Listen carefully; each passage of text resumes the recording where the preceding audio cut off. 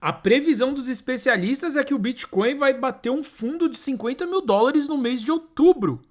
E apesar disso preocupar muito o mercado, eu quero reagir a esse artigo com você, já deixar claro que eu não concordo com isso e trazer uma luz no fim do túnel também. Que apesar de algumas pessoas estar falando que o Bitcoin vai derreter, outras estão falando que o Bitcoin vai voltar a subir. Então você já vê que existe uma discordância aí do que os analistas falam. E qual que é a realidade? É uma só. Não tem como saber porque ninguém tem bola de cristal, ninguém é a mãe de Ná aqui na parada. Mas uma coisa eu posso te adiantar e deixar claro. Se o Bitcoin cair a 50 mil, meu irmão, eu vendo a casa, eu vendo o carro, vendo até o que eu não tenho para comprar Bitcoin. E se você não me conhece ainda, eu sou o Victor Marinho, seja bem-vindo ao canal 99 Bitcoins Brasil e vamos ler esse artigo aqui que foi publicado no blog da Cointelegraph, falando sobre esse mercado de baixa do Bitcoin.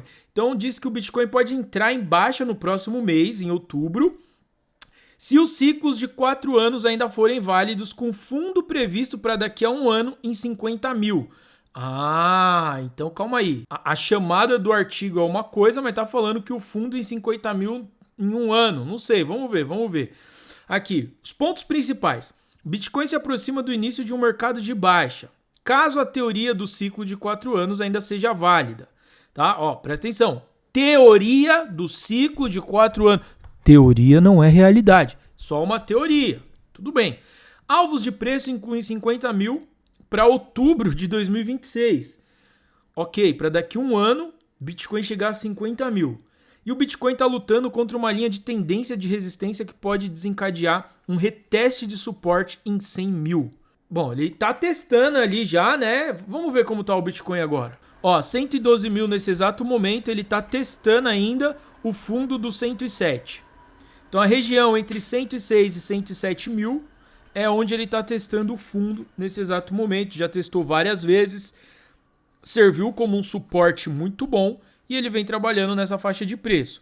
Agora, falar que o Bitcoin pode ter apenas um mês antes do fim de um ciclo de 4 anos, o que poderia desencadear uma queda para 50 mil? Comentários recentes de João Edson, fundador e CEO da plataforma de análise cripto Fractal, também incluem uma meta de preço de 140 mil dólares para o Bitcoin. Cara, o que acontece? As pessoas muitas vezes elas se baseiam só em gráfico para poder falar a opinião delas, né? Então a gente tem muito especialista, analista, não sei o que, motherfucker, formado no Massachusetts Business School, e o cara só analisa a porra do gráfico, véio. O gráfico é só um gráfico. Eu costumo dizer que o gráfico só funciona porque as pessoas acreditam que o gráfico funciona. Mas o que faz o mercado andar para cima ou para baixo é o que está acontecendo no mundo, são os fundamentos. Porque um gráfico só não decide o mercado. Algumas pessoas tomam decisões baseadas no gráfico? Sim. Mas quando Donald Trump dá um peido e faz um tarifaço, o mercado derrete indo na contramão de todas as análises gráficas possíveis. Quando o Fed vai e abaixa os juros, o mercado sobe e deixa todas as análises gráficas para trás também. Quando sai notícia de ETF, de Bitcoin, de Ethereum, começa a subir e a análise gráfica cai por terra também. Então a gente tem que tomar cuidado com os especialistas em análise gráfica. Não é à toa que 90% dos traders que operam ali no futuros ou no swing trade estão perdendo dinheiro. Isso não é eu que estou falando, você pode pesquisar qualquer casa de análise séria, de estatísticas, as próprias corretoras soltam esses relatórios e realmente 90% dos traders que operam alavancado ficam no prejuízo. Só 10% que ganha dinheiro. Então aí você já vê que na maioria das vezes quando você vê uma análise gráfica de alguém, 9 entre 10 vão estar erradas. Porque o gráfico não respeita o mundo real, certo? O gráfico serve muito para a gente ver o que aconteceu no passado, não para tentar adivinhar o futuro. Isso é o que eu acredito, tá? Mas continuando aqui, o Bitcoin enfrenta um novo momento decisivo à medida que o mercado de alta passa por sua mais recente correção de 15% desde a máxima histórica. Em meio às incertezas sobre o futuro, o Edson vê a possibilidade de um novo mercado de baixa começar em outubro. Isso aqui é um pouco contrário do que eu tenho ouvido falar pelas pessoas, tá? O que as pessoas já esperam do mercado? Que que o mês de setembro é um mês vermelho. Então o mercado já vem com essa crença que setembro tudo cai. Porque a maioria dos meses de setembro o Bitcoin ficou no vermelho. Tem até esse gráfico aqui, ó, num outro artigo que eu peguei, que você vê que ao longo do tempo, os meses de setembro sempre foram, assim, na maioria das vezes, ruins. Então as pessoas levam isso em consideração para falar, vai ser ruim também agora, né? Porque na maioria foi ruim. Mas isso não é uma verdade absoluta também, só que o mercado já vem com essa crença. E a crença de todo um mercado leva as pessoas a agir de forma para que aquilo realmente se torne realidade. Então começa um FOMO. As pessoas têm medo, Bitcoin vai derreter esse mês, então vou vender minha posição agora para comprar no fim do mês quando ele estiver mais barato. As pessoas acreditam nisso. E é aí que muitos erram, né? Mas tudo bem. Publicando gráficos do seu chamado ciclo fractal de repetição no X, ele mostrou que o Bitcoin com dólar está se aproximando do período que historicamente os mercados de baixa assumem o controle. Claro, seria imprudente supor que o Bitcoin tem pouco mais de um mês restante nesse ciclo, com base apenas nesse gráfico. Reconheceu. Então o próprio especialista de análise gráfica reconhece que a análise gráfica não é importante. Ainda assim, não consigo deixar de pensar. Isso pode ser tempo suficiente para o Bitcoin cair em direção à faixa de 100 mil antes de disparar até 140 no mesmo período. Quem ousaria duvidar desse cenário? Agora, esse cenário aqui eu já acredito. O Bitcoin bater em 100 mil e pular para 140, eu acredito que isso pode acontecer. Vai acontecer? Não sei. É só uma possibilidade. Possível e provável que aconteça, mas não tem como a gente adivinhar o futuro. Por isso que o ideal é a gente estar posicionado para continuar ganhando dinheiro mesmo na queda. Ganhar na alta, ganhar na queda, arriscar um pouquinho aqui, arriscar um pouquinho ali, fazer uma especulação, gerenciamento de 5% para coisas arriscadas, como moeda de pré-venda, por exemplo. A gente tem aqui a pré-venda do token da Best Wallet, que é uma wallet, não é uma meme coin que não serve para nada, é uma carteira, tem vários recursos, inclusive eu baixei a Best Wallet, estou usando ela. E dá para comprar muitas moedas de pré-venda direto na Best Wallet, na carteira do celular. Aí fica lá numa partezinha separada, é Upcoming Tokens. Então você tem os tokens normais de várias redes, tem Solana, Ethereum, Polygon, Arbitrum, e do ladinho Upcoming Tokens, que são os tokens que ainda não foram listados. Aí depois que é listado, você já vê o token do outro lado. Inclusive o token 6.900 que eu comprei, 10 doletas, tô aí nesse momento com 30%, ele foi listado há pouco, acho que foi listado ontem, e eu já tô com 30% de valorização de capital. Mas lucro bom é lucro no bolso, lucro na tela não é lucro, é só uma informação. Então a informação que eu tenho nesse momento sobre o token 6.900 que eu comprei é que ele tá aqui com 30% de valorização do preço que eu paguei. Agora, se ele vai continuar derretendo ou se ele vai começar a subir, só o futuro irá nos dizer. Por isso que eu sempre aplico o gerenciamento dos 5%, para que eu não fique ansioso com isso. Não importa para mim se ele vai derreter ou subir. Eu vou segurar. Eu coloquei só 10 dólares. Olha que maravilha. O gerenciamento de 5% é mais ou menos assim.